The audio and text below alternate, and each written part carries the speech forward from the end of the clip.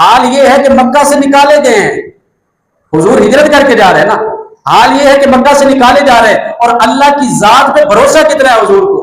فرمایا کہ ایک وقت ضرور آئے گا، اللہ کا وعدہ ہے میرے ساتھ، محبوب آج آپ یہاں سے نکالے جا رہے ہیں، مجبوراً ہجرت کر کے جا رہے ہیں، مشرکین مکہ آپ کو نکال رہے ہیں، لیکن ایک وقت ایسا آئے گا اللہ آپ کو یہی فتوحات مکہ کے اندر دوبارہ فاتح بن کر واپس لوٹائیں گے۔ حضور کو یہ گمان اللہ کی ذات پہ تھا، بھروسہ اتنا تھا کہ پھر ایک وقت آئے گا کہ کیسر روم، کیسر و کسرا، وہ بھی فتوحات ہو کر مسلمانوں کے ہاتھ میں آئیں گے، اور حضرت عمر کے دور میں یہ ہوا۔ اس سے آگے پھر حضور آگے پہنچے قباء کے مقام پہ، وہاں پہ جو پہلی مسجد کی بنیاد رکھی گئی اسلام کی، قباء کے مقام پہ، یہاں پہ پہنچ کر اللہ کے نبی صلی اللہ علیہ وسلم نے پہلے پھر جمعے کا خطبہ ارشاد فرمایا، یہاں سے پھر اللہ کے محبوب صلی اللہ علیہ وسلم مدینہ طیبہ پہنچے، پھر مدینہ والوں نے کس طرح جو پہلے یثرب تھا بیماریوں کا گھر، جب حضور کا قدم اقدس وہاں پہنچا، قدم قدم پہ برکتیں، نفس نفس پہ رحمتیں، جہاں جہاں سے یہ شفیع آسیاں گزر گیا، جہاں نظر نہیں پڑی وہاں ہے رات آج تک، وہی وہی سحر ہوئی جہاں جہاں گزر گیا۔ محبوب وہاں پہنچے ہیں تو وہ یثرب جو بیماریوں کا گھر تھا پھر مدینہ منورہ بن گیا ہے حضور کے پہنچنے کی وجہ سے۔ دوسرا مہینہ ہے، اور ماہ صفر المظفر وہ مہینہ ہے جس مہینے کی آخری تاریخوں کے اندر 27 صفر المظفر کو اللہ کے محبوب صلی اللہ علیہ وسلم نے عظیم سفر، جسے سفر ہجرت کہتے ہیں، ہجرت مدینہ کہتے ہیں، وہ اس مہینے کے آخری ایام کے اندر شروع فرمایا۔ اور سفر ہجرت وہ سفر ہے جس سے ہجری سال کا آغاز ہوا، اور ہجرت اسلام کے اندر وہ عظیم باب ہے، سیرت نبوی صلی اللہ علیہ وسلم کا عظیم باب ہے کہ جہاں پر بھی ہم دیکھیں مسلمان پریشان ہوں، پریشانی کے عالم کے اندر ہوں، اور ہجرت کسے کہتے ہیں؟ عربی کے اندر ہجرت کا معنی ہے کسی بھی جگہ کو چھوڑ کر کسی دوسری جگہ پہ چلے جانا، اور عام شریعت کی روح سے دیکھا جائے ہجرت کی تعریف یہ ہے کہ وہ جگہ جہاں پر مسلمانوں کو احکام شریعت، اللہ تعالیٰ کے حکموں کو پورا کرنے کے اندر کفار کی طرف سے مشقتیں اٹھانی پڑے، وہاں سے ہجرت کر کے دارالکفر سے دارالسلام کے اندر چلے جانا، اسے ہجرت کہتے ہیں۔ یعنی ہر وہ جگہ، کوئی جگہ ایسی ہو جہاں پر مسلمان بستے ہیں اور پھر وہاں پہ غلبہ کفار کا ہو جائے، اور کفار بھی ایسے ہوں جو مسلمانوں کے اوپر ظلم و تشدد کرنے والے ہیں، کہ اللہ کے حکم یعنی قرآن مجید کی تلاوت ہے، نماز ہے، اور احکام شریعت ہیں جن کے اوپر مسلمانوں کو اچھے طریقے کے ساتھ عمل نہ کرنے دیا جاتا ہو، تو اس وقت مسلمان کے اوپر ہجرت کرنا واجب اور فرض کا درجہ رکھتا ہے، کہ اللہ تعالیٰ نے قیامت کے روز یہ نہیں پوچھنا، بلکہ ایک حدیث مبارکہ کے اندر آتا ہے جب کوئی فرشتہ آئے گا، فرشتہ آ کر روح قبض کرنے والا آئے گا، وہ فرشتہ، یا جو منکر نکیر سوال کرنے والے ہیں وہ فرشتے، جب فرشتہ اس بندے کے پاس آئے گا اور آ کر کہے گا کہ تو نے اللہ کی اتنی نعمتیں کھاتے رہا، قدم قدم پہ اللہ کی نعمتیں استعمال کرتا رہا، تو کفر کی حالت میں دنیا سے کیوں جا رہا ہے، اتنی تنگی کے ساتھ دنیا سے کیوں جا رہا ہے؟ تو آگے سے بندہ کہے کہ میرے رہتا ایسی جگہ پہ تھا جہاں پر اللہ کے حکم میں پورے نہیں کر سکتا تھا، مجھے مجبوری تھی۔ تو فرشتہ کہے گا کہ اللہ کی زمین کتنی بڑی ہے، تو یہاں سے ہجرت کر کے وہاں چلا جاتا اور اس جگہ چلا جاتا جہاں اللہ کے حکم تو آسانی کے ساتھ پورے کر سکتا۔ تو یہ چیز نے تو کسی نے معنی میں نہیں رکھا تھا، تو یہ باتیں بھی پوچھی جانے والی ہیں۔ تو ہجرت کیوں کرنی پڑی، ہجرت کا کیا پس منظر ہے؟ کسی بھی واقعے کا کوئی نہ کوئی پس منظر ہوتا ہے، تو ہجرت مدینہ کا بھی ایک پس منظر ہے۔ وہ کیا کہ اللہ کے محبوب صلی اللہ علیہ وسلم نے 40 سال مکہ والوں کے اندر گزارے، ان 40 سالوں کے اندر اللہ کے محبوب صلی اللہ علیہ وسلم کی 2 تعریفیں اللہ تعالیٰ نے بڑی معروف کرائی، ایک ہے کہ یہ صادق ہیں، دوسرا یہ امین ہیں۔ یہ 2 خاصیتیں اللہ کے محبوب صلی اللہ علیہ وسلم کی بڑی معروف ہو گئی۔ تو جب 40 سال مکمل ہوئے، اللہ کے محبوب صلی اللہ علیہ وسلم کے اوپر پہلی وحی آئی، اس کے بعد اللہ کی طرف سے حکم آیا کہ محبوب اب لوگوں کو میرا تعارف کرائیں، توحید کی طرف بلائیں، اور انہیں کہیں کہ یہ شرک چھوڑ دیں، بتوں کی پوجا کو چھوڑ دیں، ایک رب وحدہ لا شریک کی عبادت کریں۔ اللہ کی شان محبوب صلی اللہ علیہ وسلم نے فران کی چوٹی پہ سب کو جمع کیا اور بلا کے یہ پوچھا حل وجدتمونی صادقا او کاذبا، کہ میں نے تمہارے اندر 40 سال کا عرصہ گزارا ہے، تم نے مجھے سچا پایا یا جھوٹا پایا؟ تو اللہ کے محبوب صلی اللہ علیہ وسلم نے گویا کہ اپنا کردار ان کے سامنے رکھا۔ اب دیکھیں اس 40 سالوں کے اندر اللہ کے نبی صلی اللہ علیہ وسلم نے قرآن پڑھ کے نہیں سنایا، کسی نیکی کی طرف اور دعوت نہیں دیتے رہے، صرف اپنی شخصیت پیش کی۔ یوں سمجھیں اس کو اگر سادہ مثال اور لطف کے اندر اگر میں خطیبانہ انداز میں جملہ کہوں کہ اللہ کے نبی صلی اللہ علیہ وسلم نے پہلے خود کو قرآن بن کے دکھایا ہے، پھر قرآن پڑھ کے سنایا ہے۔ یعنی اپنی زندگی 40 سالہ کسی کا حق نہیں مارا بلکہ دوسروں کی امداد کی ہے، سچے ہیں، صادق ہیں، امین ہیں۔ یہ 2 تخلص اللہ کے محبوب صلی اللہ علیہ وسلم کے بڑے معروف ہو گئے تھے۔ اچھا جب بلایا سب کو اور بلا کر یہ کہا کہ مجھے تم نے کیسا پایا، صادقہ او کاذبہ، سچا پایا یا جھوٹا پایا، تو سب نے کیا کہا کہ اے محمد صلی اللہ علیہ وسلم، ہمیں اپنی آنکھ کے اوپر دیکھے ہوئے کے اوپر تو شک ہو سکتا ہے، تمہاری زبان کے اوپر کوئی شک نہیں۔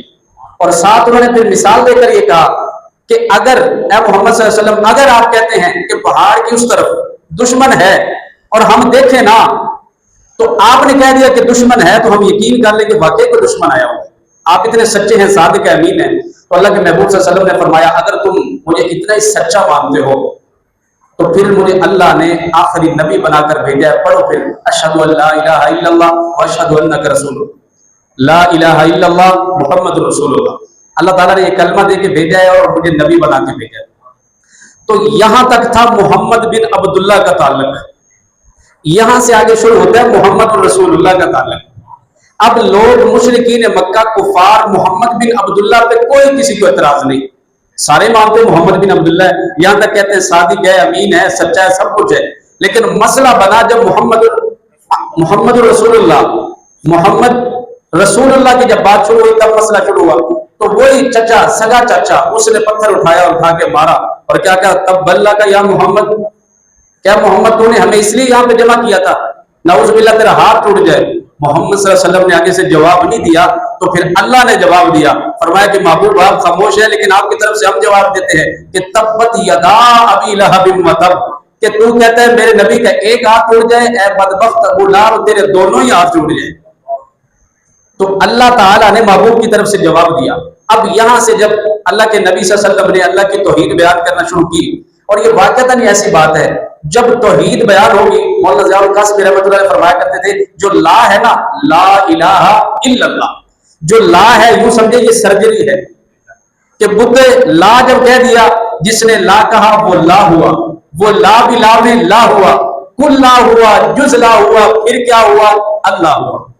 یعنی دنیا کے اندر جتنے بھی نقشے ہیں سب کی نفی، کہ خوشی لانے والی ذات اللہ کی، خوشیوں کے اندر غم لانے والی ذات اللہ کی ہے، جو مردہ میں سے زندہ پیدا کر دے وہ ذات اللہ کی ہے، جو زندہ میں سے مردہ پیدا کر دے وہ ذات اللہ کی ہے، سب کی بگڑیاں بنانے والی ذات ایک اللہ کی ہے۔ تو لا یوں سمجھے ایک سرجری ہے کہ لات یوں سمجھے ایسی تلوار ہے کہ لات کا غم اندر سے نکال، عزا بت کا غم اندر سے نکال، جتنے بھی اس وقت کے بت تھے سارے کے سارے سب کی نفی کی ہے۔ اور حضور نے فرمایا کہ میں اللہ کا آخری نبی بن کے آیا ہوں، اب عبادت اللہ کے سوا کسی کی نہیں ہوگی اور رسالت اللہ نے مجھے دے کے بھیجی۔ یہاں سے آگے معاملہ شروع ہوا تو پھر مسلمانوں کے اوپر وہی ظلم، وہی مکہ کی زمین تنگ کر دی گئی، وہی حضرت بلال ہے، گردن کے اوپر پاؤں رکھا جاتا ہے، تپتی ہوئی صحرا کے اندر لٹایا جاتا ہے اور اتنے زور کے ساتھ مارتی ہیں کہ بلال جان سے ہاتھ دھو بیٹھے۔ جب اتنے ظلم ہوئے، سب کچھ ہوا، محبوب برداشت کرتے رہے، صحابہ برداشت کرتے رہے۔ اس کے بعد پھر اللہ کی طرف سے چھٹے سال، چھ سال تک یہ ظلم برداشت کرتے رہے خاموشی کے ساتھ۔ چھٹے سال پھر اللہ کی طرف سے حکم ہوا کہ محبوب مسلمان اب ہجرت کر سکتے ہیں، تو کچھ مسلمان حبشہ کی طرف ہجرت کر کے گئے۔ پھر 10 سال تک جو باقی رہے وہاں ظلم برداشت کرتے رہے۔ پھر 10ویں سال نبوی کے پھر آگے حبشہ کی طرف ہجرت کر کے گئے تو مشرکین مکہ وہاں پہ بھی نہیں چھوڑتے تھے مسلمانوں کو، پیچھے گئے حبشہ کے اندر جا کر ان کے ساتھ بات کی۔ اس وقت نجاشی حبشہ کا حکمران تھا، بادشاہ تھا، اس سے کہا کہ جتنے مسلمان یہاں ہیں ان کو یہاں سے نکالو۔ اور خوش قسمتی کی بات یہ تھی کہ نجاشی خود اس وقت مسلمان ہو چکا تھا۔ اس نے کہا یہ نہیں ہو سکتا، محمد صلی اللہ علیہ وسلم کا دین ہے جو یہاں پہ ہجرت کر کے آ گئے ہیں وہ یہیں پہ رہیں گے، تو مشرکین مکہ کو یہاں سے پھر منہ کی کھانی پڑی. جب 13 سال مکمل ہوئے یہ ظلم برداشت کر کے پھر اللہ کی طرف سے حکم آیا کہ محبوب اب آپ خود بھی یہاں سے ہجرت کر کے مدینہ جائیں. تو اس وقت پھر اللہ کے محبوب صلی اللہ علیہ وسلم گئے. حضرت ابوبکر صدیق رضی اللہ تعالیٰ عنہ بعض دفعہ آتے پوچھتے یا رسول اللہ آپ کا ہجرت کا کب ارادہ ہے؟ فرمایا ابو بکر مجھے اللہ کی طرف سے بھی حکم نہیں آیا. جب حکم آیا تو پھر دن کے وقت حضرت عائشہ رضی اللہ تعالیٰ عنہ فرماتی ہے تب تک وہ صحرا دھوپ تھی. حضرت اللہ کے محبوب صلی اللہ علیہ وسلم تشریف لائے, حضرت ابوبکر صدیق رضی اللہ تعالیٰ عنہ سے ملے اور فرمایا کہ ابو بکر آج رات کو ہم نے چلنا ہے. تو حضرت ابوبکر صدیق فرماتے یا رسول اللہ مجھے کہہ دیا تو میں آ جاتا, آپ کیوں آئے؟ فرمایا کہ اللہ کی طرف سے حکم ہوا ہے رات کو ہم نکلیں گے. تو رات کے پہر پھر آگے جو واقعہ شروع ہوا وہ بڑا عجیب تھا. وہ کیا تھا؟ ادھر سے 2 تاریخیں اس وقت چلی. اسی رات کے اندر دارالندوہ جو مشرکین مکہ نے اپنا میٹنگ ہال بنایا ہوا تھا جہاں پر اجلاس کرتے تھے اسلام کے خلاف, وہاں پہ جمع ہوئے. ابو جہل ہے, ابو سفیان ہے, عتبہ ہے, شیبہ ہے اور ابی لہب ہے. یہ بڑے بڑے 4-5 سردار جمع ہوئے اور بھی بڑے بڑے اکٹھے ہوئے. تو دروازہ لگا کے اندر بیٹھ کے باہر سے دروازے پہ دستک ہوئی. پوچھا بھی کون؟ کہنے لگا کہ میں نجد سے آیا ہوں, ایک شیخ بزرگ تھا. کون؟ شیطان بزرگ بن کے آیا کہ مجھے پتا چلا تمہاری بڑی عام میٹنگ ہے تو اس میٹنگ کا میں بھی حصہ بننا چاہتا ہوں. انہوں نے کہا بھی ٹھیک ہے آ جاؤ. جب آئے تو وہاں پہ پھر بات شروع ہوئی. اللہ کی شان دیکھیں اور اللہ کا کرم دیکھیں. اپنے محبوب اور حق والوں کے ساتھ ہمیشہ اللہ کی مدد ہوتی ہے. اب اللہ کی شان یہ آئے, یہ میٹنگ کیا کر رہے ہیں؟ سب سے پہلے جی مشورہ دو, یہ محمد صلی اللہ علیہ وسلم ان کے کتنے ساتھی تو ہجرت کر کے چلے گئے اور دین آگے سے آگے بڑھتا چلا جا رہا ہے. کوئی ان کا سد باب کیا جائے یا مسلمانوں کو ختم کیا جائے, اس کے متعلق میٹنگ ہے. اب اللہ کی شان, ایک بندے نے پہلا مشورہ دیا کہ اللہ کے نبی صلی اللہ علیہ وسلم کو یہاں قید کر دیا جائے. اور اللہ تعالیٰ نے قرآن مجید کے اندر وہ نقشہ پھر کھینچا وَإِذْ يَمْكُرُ بِكَ الَّذِينَ كَفَرُوا لِيُثْبِتُوكَ کہ محمد صلی اللہ علیہ وسلم کو قید کر دیا جائے. تو آگے سے وہی شیطان بولا, وہ کہنے لگا تمہارا یہ مشورہ غلط ہے. وہ کہنے لگی کہ کیسے غلط ہے؟ کہنے لگے تم جانتے نہیں ہو محمد صلی اللہ علیہ وسلم کی جان نثار صحابہ کو. جب ان کو پتا چلا نا کہ حضور نظر نہیں آئے, صحابہ تو وہ ہے کہ حضور کو دیکھے نہ تو ان کی شام نہیں ہوتی, تھک ہار کے آتے ہیں حضور کی زیارت کرتے ہیں, تھکاوٹیں دور ہو جاتی ہیں. جب وہ حضور کو ڈھونڈتے ہوئے آئیں گے اور انہیں پتا چلے گا کہ تم نے یہاں پہ قید کر کے رکھا ہے, اور وہ آئیں گے اور آ کر تمہارے بھی پر خرچے اڑا دیں گے اور حضور کو بھی لے کے جائیں گے. کوئی اور تجویز دو. دوسری تجویز پیش کی, کیا ہے؟ او یقتلوا, نعوذ باللہ پھر قتل کر دیا جائے. یہ مشورہ بھی آیا. اور آیا ایک یہ آیا کہ انہیں جلا وطن کر دیا جائے. او یخرجوا, تو جلا وطن والا بھی شیطان نے کہا یہ بھی نہیں ٹھیک کہ جہاں پر محمد صلی اللہ علیہ وسلم جائیں گے یہاں سے نکل کے جائیں گے, جس جگہ جائیں گے ان کا اخلاق اتنا کریمانہ ہے جو ان کی بات سنتا ہے وہ نہیں کا ہو کے رہ جاتا ہے. تو جب وہ دوبارہ لوٹ کے آئیں گے تو اتنی بڑی ان کے ساتھ تعداد ہوگی, تمہارا تو بننا ہی کچھ نہیں. اور کو مشورہ دے. تیسرا مشورہ جو ابو جہل نے دیا روایت میں آتا ہے, او یقتلوا, کہ نعوذ باللہ محمد صلی اللہ علیہ وسلم کو ختم کر دیا جائے. اب جب ادھر سے یہ میٹنگ ہو رہی ہے, ادھر سے اللہ تعالیٰ نے جبرائیل علیہ السلام کو حضور کے پاس بھیجا اور فرمایا کہ محمد صلی اللہ علیہ وسلم آپ نے اسی رات ہی ہجرت کر لی. کیوں؟ ادھر دارالندوہ کے اندر مشرکین مکہ وہ کیا کر کے بیٹھے ہیں, وہاں پہ میٹنگ بلا کے بیٹھے اور اپنا مکر کوٹ رہے ہیں. وَإِذْ يَمْكُرُوا بِكَ الَّذِينَ كَفَرُوا, کہ کفار اپنا مکر دکھا رہے ہیں. وَإِذْ يَمْكُرُوا بِكَ الَّذِينَ كَفَرُوا لِيُثْبِتُوكَ أَوْ يَقْتُلُوكَ أَوْ يُخْرِجُوكَ. محبوب وہ یہ چاہتے ہیں آپ کو قید کر دیا جائے, یہ جلا وطن کر دیا جائے, یہ قتل کر دیا جائے. لیکن محبوب آپ نے گھبرانا نہیں ہے. وَيَمْكُرُونَ وَيَمْكُرُ اللَّهُ وَاللَّهُ خَيْرُ الْمَاكِرِينَ. ایک ان کی تدبیر ہے جو ناکام ہو کے رہے گی, ہمیشہ کامیاب تدبیر اللہ کی ہوا کرتی ہے. وَيَمْكُرُونَ وَيَمْكُرُ اللَّهُ وَاللَّهُ خَيْرُ الْمَاكِرِينَ. اچھا ادھر سے حکم آیا اللہ کے محبوب صلی اللہ علیہ وسلم کو کہ محبوب آپ نے ہجرت کرنی ہے, راتوں رات نکلنا ہے. اللہ کے محبوب صلی اللہ علیہ وسلم حضرت علی کو بلایا اور بلا کے فرمایا کہ علی یہ مکہ والوں کی میرے پاس امانتیں ہیں, مجھے وہ صادق کہتے ہیں, امین کہتے ہیں, سب کچھ ہے, یہ ان کی امانتیں ہیں. آج میری چارپائی پہ, میرے بستر پہ میری چادر اوڑھ کے تو سو جا اور مکہ والوں کی امانتیں واپس کر کے ہم جا رہے ہیں. اللہ کی طرف سے حکم آیا ہجرت کے لیے, تو مکہ والوں کی امانتیں واپس کر کے 3 دن کے بعد قباء کے مقام پہ ہمیں جا کے مل جائے. حضرت علی رضی اللہ عنہ فرمایا ٹھیک. اور پھر حضرت علی نے ایک سوال کیا, انہی سے روایت ہے, حضرت علی رضی اللہ عنہ سے روایت ہے کہ یا رسول اللہ یہ مکہ والوں کی امانتیں تو آپ میرے سپرد کر کے جا رہے ہیں, آپ بھی تو اللہ کی امانت ہیں, آپ کس کے سپرد ہیں؟ اللہ کے محبوب صلی اللہ علیہ وسلم نے فرمایا کہ مکہ والوں کی امانتیں علی تیرے سپرد ہے, میں رب کی امانت میں صدیق کے سپرد ہوں. یہ حضرت ابوبکر صدیق رضی اللہ عنہ کا خاصہ تھا. اللہ کے محبوب صلی اللہ علیہ وسلم، حالانکہ یہ رات اتنی خطرے والی ہے، اللہ کے محبوب صلی اللہ علیہ وسلم حضرت ابوبکر صدیق کے دروازے پہ پہنچے، یوں ہی دروازے پہ دستک دی، حضرت ابوبکر صدیق نے پوچھا نہیں کہ کون، فوراً دروازہ کھول دیا۔ تو پوچھنے والے نے پوچھا ابو بکر وہ رات خطروں والی رات تھی، کوئی اور بھی تو ہو سکتا تھا؟ تو جناب صدیق اکبر نے جو جواب دیا نا، حضرت صدیق اکبر فرماتے ہیں کہ نبوت کی دستک دینے کو صدیق نہ سمجھے تو پھر کون سمجھے؟ کہ حضور نے دستک اس انداز میں دی، حضرت ابوبکر صدیق نے یہ پوچھنے کی بھی ضرورت نہیں پڑی کہ من دکل باپ دروازے پہ کون ہے۔ حضور تشریف لائے، حضرت ابوبکر صدیق رضی اللہ عنہ نے پہلے 2 اونٹنیاں تیار کر رکھی تھی کہ جب ہجرت کا موقع آئے گا میں جاؤں گا۔ تو اللہ کے محبوب صلی اللہ علیہ وسلم کے ساتھ حضرت ابوبکر صدیق رضی اللہ عنہ نکلے، اور آپ حیران ہوں گے حضرت ابوبکر صدیق رضی اللہ عنہ کا پورا خاندان اس رات کے اندر بھی اور ان دنوں کے اندر بھی 3 دن 3 راتیں جو اللہ کے محبوب صلی اللہ علیہ وسلم نے غار ثور کے اندر گزاری، ان کے اندر بھی حضرت ابوبکر صدیق کا خاندان حضور کی تابعداری کے اندر لگا ہوا۔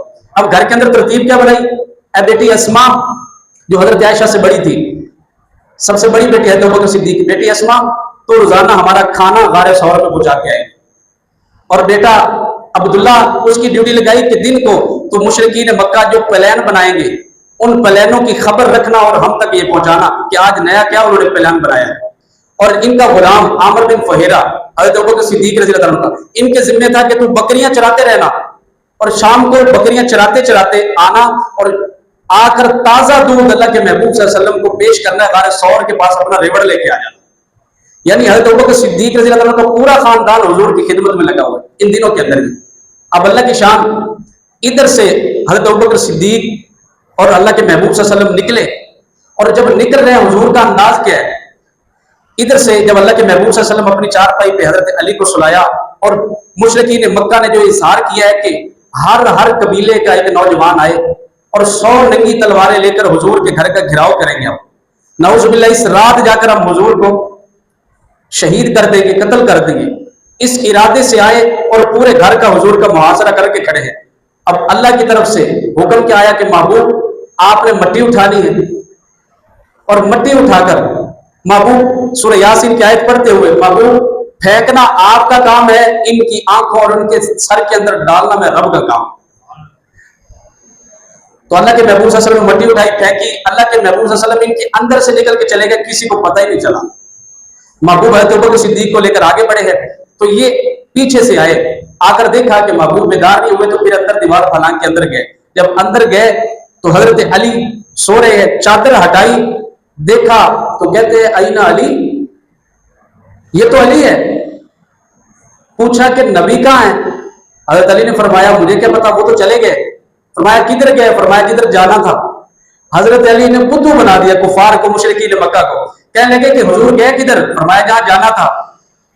پھر بھی کہاں جانا تھا؟ فرمایا جدھر چلے گئے۔ یعنی کوئی بات کی سمجھ نہ آنے دی۔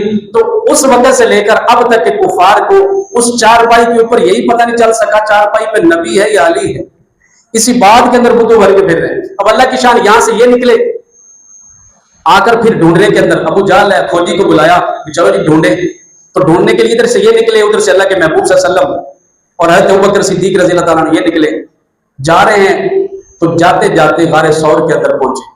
اب اللہ کا کرم دیکھیے، وہ مخلوق جو بالکل معمولی سی مخلوق ہے، مکڑی، اب اللہ تعالیٰ کی یہ قدرت ہے، اگر وہ حفاظت کروانے پہ آئے تو مکڑی کے جالے سے بھی حفاظت کروا لیتے۔ اب حضرت ابوبکر صدیق رضی اللہ تعالیٰ عنہ آگے بڑھے، اور ساتھ آگے جاتے جاتے، مختصر میں کر رہا ہوں، درمیان میں بڑی باتیں ہیں لیکن عنوان رہ جائے گا۔ حضرت ابوبکر صدیق فرمایا کہ یا رسول اللہ ایک مرتبہ یہاں رکیے گا۔ فرمایا کہ ابوبکر خیر ہے؟ میں یا رسول اللہ آپ کے پاؤں مبارک سے خون آ رہا ہے، پتھریلی زمین ہے، آپ پیدل چل چل کے خون آ رہا ہے، آپ سوار ہو جائیں۔ ابو بکر سواری کہا، میں کس پہ سوار ہو جاؤں؟ فرمایا یا رسول اللہ ابو بکر کے کندھوں پہ سوار۔ تو یہاں پہ بھی مولانا ضیاء القاسم مرحوم فرمایا کرتے تھے کہ ابو بکر نیما ہو تینوں نے اونچا کرا۔ اللہ کیا فرماتے ہوں گے؟ ابو بکر نیما ہو میں تینوں اونچا کرا، کہ کندھے صداقت کے ہیں اور اوپر سوار نبوت ہو رہی ہے۔ تو حضرت ابوبکر صدیق رضی اللہ تعالیٰ جو وہاں پہ گئے ہیں، اللہ وہاں پہ لے جائے، اتنی اونچی چڑھائی۔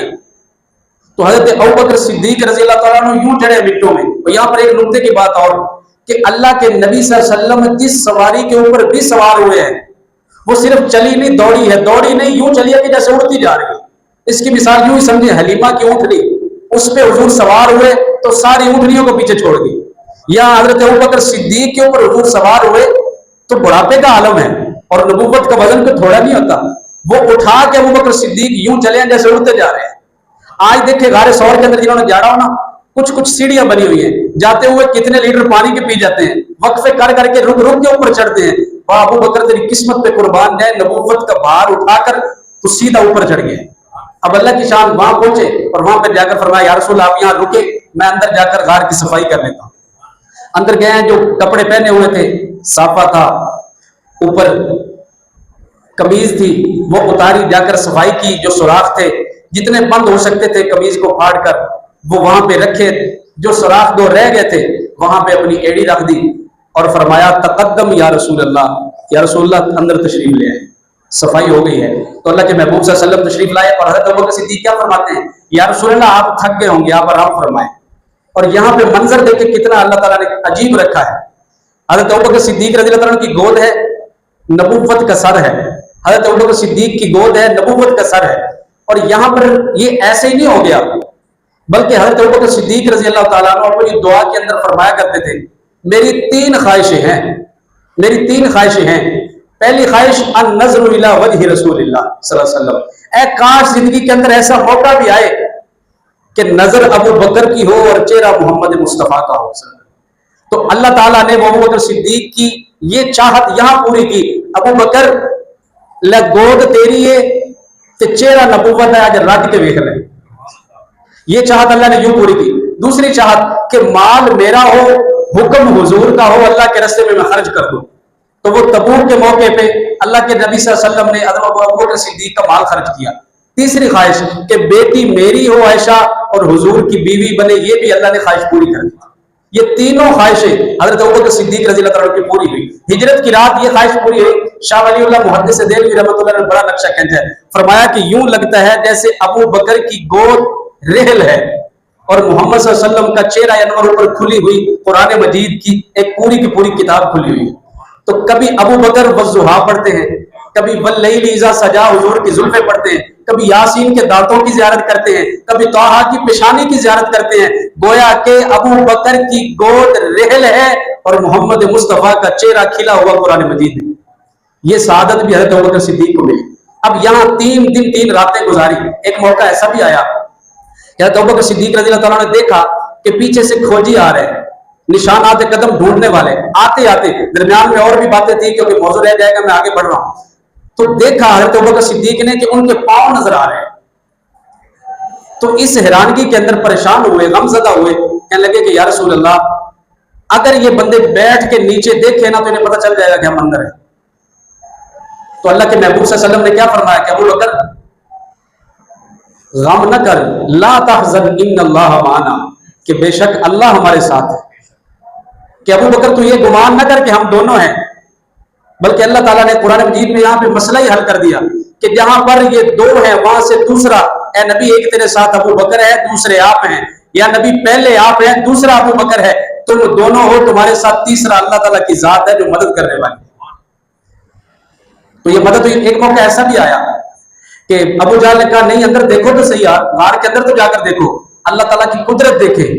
फौरन अल्लाह ताला ने मदद कैसे की कि मकड़ी से कहा कि जाला बुन लो, गार के मुंह के ऊपर जाला बुना हुआ है और कबूतरी ऐसा होता नहीं है, लेकिन अल्लाह चाहे तो सब कुछ हो सकता है। वहां पे कबूतरी ने आकर अंडे दे लिए और गुडर मुंह की आवाजें आ रही है। तो सारे कहने लगे कि अभी जाल को तू पागल है, देखो उसी लगता ये है यहाँ तो बरसों से दाखिल नहीं हुआ, अगर कोई हुआ होता तो मकड़ी ने जाला नहीं तना होना था। यहाँ कबूतरी कोई जानवर ऐसे बैठ के बैठा होता है अपने अंडों पे, अगर कोई ऐसा मामला होता तो ये उड़ जाते, खत्म हो जाते। तो अल्लाह ताला का ही कानून कुदरत है, वो हिफाजत करवाने पे आए तो मकड़ी के जाले से हिफाजत करवाते हैं।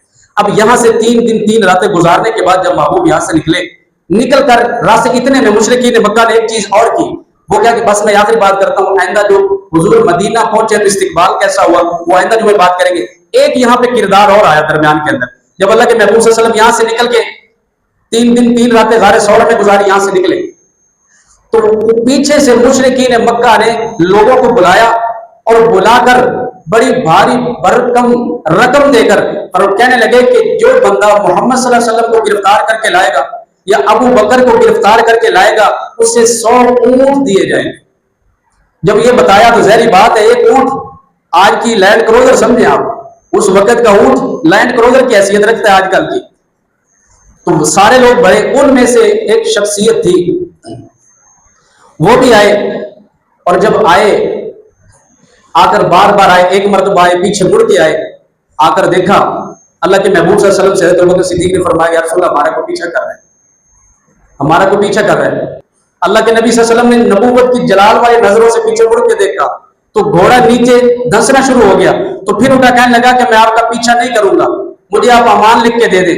تو اللہ کے محبوب صلی اللہ علیہ وسلم نے فرمایا سراقہ بن مالک اس صحابی کا نام تھا، سراقہ میں تیرے ہاتھوں میں کیسر و کسرا کے کنگن دیکھتا ہوں، ایک وقت آئے گا کہ تجھے وہ کنگن ملیں گے، اور تاریخ جانتی ہے پھر اللہ کے محبوب صلی اللہ علیہ وسلم نے جب پردہ فرمایا، پھر حضرت ابوبکر صدیق کی خلافت آئی 2.5 سال کی، انہوں نے پردہ فرمایا، پھر حضرت عمر رضی اللہ تعالیٰ عنہ کا دور آیا تو کیسر و کسرا فتح ہوا، ایران فتح ہوا، ایران کے اندر وہی پھر کیسر روم کے وہ کنگن آئے، اور اس وقت انہوں نے سراقہ ابن مالک نے لکھوا لیا تھا کہ یا رسول اللہ آپ لکھ کے دے، تو اس وقت لکھ کے دے دیا تھا حضرت ابوبکر صدیق اور ان کے ساتھ ایک اور جو ساتھ چل رہے تھے، انہوں نے لکھ کے دے دیا تھا، اور حضرت عمر رضی اللہ تعالیٰ نے بلا کر کہا کہ سراقہ کہاں ہے؟ مسجد نبوی کا سین بھر گیا، سارے کے سارے سامان کے اندر دیکھا گیا تو وہ کنگن نظر نہیں آئے۔ حضرت عمر نے فرمایا کہ کنگن کہاں ہیں؟ کہنے لگے کہ نہیں ملے، فرمایا ہوں گے تو ضرور، کیونکہ میرے نبی نے فرمایا تھا کہ کیسر و کسرا ایران فتح ہو، سارا کچھ مال غنیمت اکٹھا ہو اور وہ کنگن نہ ہو۔ پھر ایک صاحب آئے کپڑے کے اندر لپیٹے ہوئے، کہنے لگے لے آئیں، یہ امیر المومنین کیسر و کسرا کے وہ فتوحات جب ہوئی ہے تو یہ کنگن مل گئے ہیں۔ فرمایا کہ سراقہ کو بلاؤ۔ جب بلایا گیا کہنے لگے کہ سراقہ مرد کے لیے سونے کے کنگن پہننا ہماری شریعت میں حرام ہے، نہیں پہن سکتا، کیونکہ میرے نبی نے فرمایا تھا کہ تیرے ہاتھوں میں کنگن ہوں گے، ایک دفعہ اوپر ہاتھ اٹھا کے پہن کے دکھا دے کہ مسلمانوں کے نبی نے جو کہا تھا وہ سچ اور حق تھا۔ اتنے دور کے اندر آپ دیکھیں ایک حیرانگی ہوتی ہے بندے کو، حال یہ ہے کہ مکہ سے نکالے گئے ہیں، حضور ہجرت کر کے جا رہے ہیں نا، حال یہ ہے کہ مکہ سے نکالے جا رہے ہیں، اور اللہ کی ذات پہ بھروسہ کتنا ہے حضور کو، فرمایا کہ ایک وقت ضرور آئے گا، اللہ کا وعدہ ہے میرے ساتھ، محبوب آج آپ یہاں سے نکالے جا رہے ہیں، مجبوراً ہجرت کر کے جا رہے ہیں، مشرکین مکہ آپ کو نکال رہے ہیں، لیکن ایک وقت ایسا آئے گا اللہ آپ کو یہی فتوحات مکہ کے اندر دوبارہ فاتح بن کر واپس لوٹائیں گے۔ حضور کو یہ گمان اللہ کی ذات پہ تھا، بھروسہ اتنا تھا کہ پھر ایک وقت آئے گا کہ کیسر روم، کیسر و کسرا وہ بھی فتوحات ہو کر مسلمانوں کے ہاتھ میں آئیں گے، اور حضرت عمر کے دور میں یہ ہوا۔ اس سے آگے پھر حضور آگے پہنچے قباء کے مقام پہ، وہاں پہ جو پہلی مسجد کی بنیاد رکھی گئی اسلام کی، قباء کے مقام پہ، یہاں پہ پہنچ کر اللہ کے نبی صلی اللہ علیہ وسلم نے پہلے پھر جمعے کا خطبہ ارشاد فرمایا، یہاں سے پھر اللہ کے محبوب صلی اللہ علیہ وسلم مدینہ طیبہ پہنچے، پھر مدینہ والوں نے کس طرح جو پہلے یثرب تھا بیماریوں کا گھر، جب حضور کا قدم اقدس وہاں پہنچا، قدم قدم پہ برکتیں، نفس نفس پہ رحمتیں، جہاں جہاں سے یہ شفیع آسیاں گزر گیا، جہاں نظر نہیں پڑی وہاں ہے رات آج تک، وہی وہی سحر ہوئی جہاں جہاں گزر گیا۔ محبوب وہاں پہنچے ہیں تو وہ یثرب جو بیماریوں کا گھر تھا پھر مدینہ منورہ بن گیا ہے حضور کے پہنچنے کی وجہ سے۔ تو اس کی انشاءاللہ آئندہ بعد ہجرت کا آئندہ جو اگلا چیپٹر ہے 2 انشاءاللہ اس پہ بات کریں گے۔ اللہ رب العالمین ہمیں بھی سیدنا صدیق اکبر رضی اللہ تعالیٰ عنہ کی ذات کے ساتھ محبت، صحابہ کی جو حضور کی ذات کے ساتھ محبت تھی، اللہ ہمیں ایسی محبت